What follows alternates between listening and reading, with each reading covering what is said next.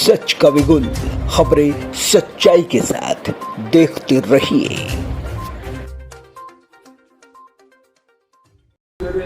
National Herald ये पंडित जवाहरलाल नेहरू जी के समय से ही इसकी शुरुआत हुई है। देश के असंख्य कांग्रेस जनों के पैसे से ये बना हुआ है। देश के कांग्रेस जनों के एक एक पैसा उसमें लगा हुआ है। ये कोई गांधी परिवार का प्रॉपर्टी नहीं है, लेकिन इसी बहाने गांधी परिवार को बदनाम करने की कोशिश नरेंद्र मोदी जी ने सत्ता के आधार पर करने की कोशिश की थी, जिसमें हमारी नेता सोनिया जी, हमारी नेता राहुल गांधी जी को परेशान किया। पूरा देश उसको जानते हैं। लेकिन अब 5 राज्यों में उनकी हार निश्चित है और उस हार के डर से गांधी परिवार को बदनाम करने का एक असफल कोशिश नरेंद्र मोदी जी सत्ता का दुरुपयोग कर रहे हैं और मुझे लगता है कि इसका कोई फर्क नहीं पड़ेगा।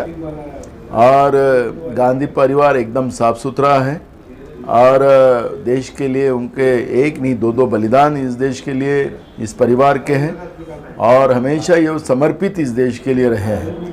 और गांधी परिवार को इस तरह की बदनामी करवा कर बीजेपी अपने आप अपना गड्ढा खोद रही है, यही हम कहेंगे। और डर के मारे इस तरह की ये ऊंची हरकत बीजेपी कर रही है। 750 करोड़ रुपए जब्त संपत्ति जब्त की। अरे वो तो हमने कहा ना शुरुआत में, ये देश भर के कांग्रेस जनों का एक एक पैसा उसमें लगा हुआ है और आज की प्रॉपर्टी नहीं है। पंडित जवाहरलाल नेहरू जी के समय से इसकी आज़ादी की लड़ाई से इसकी शुरुआत हुई है नेशनल हेराल्ड की।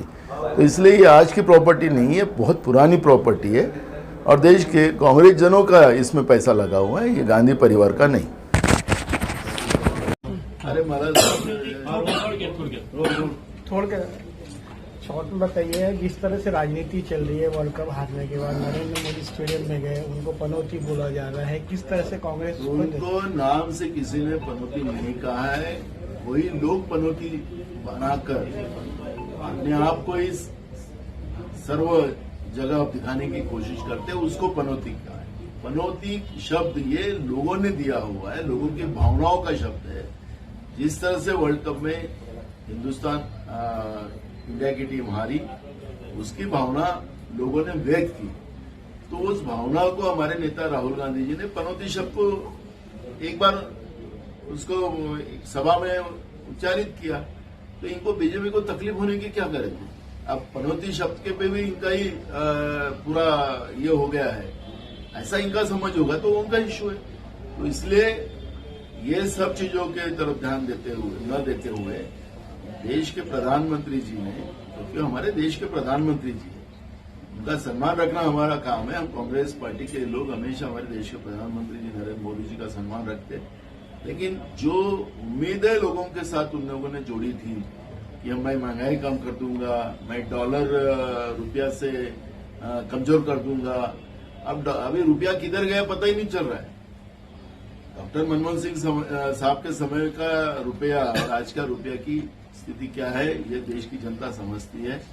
महंगाई से सब परेशान है, किसान परेशान है, देश बेरोजगार का देश हो गया है, कुछ मुट्ठी भर लोगों को देश की पूरी प्रॉपर्टियां दी जा रही है, इसमें देश की जनता परेशान है। इसके तरफ बीजेपी ने ध्यान देना चाहिए, ये हमारी मांग है।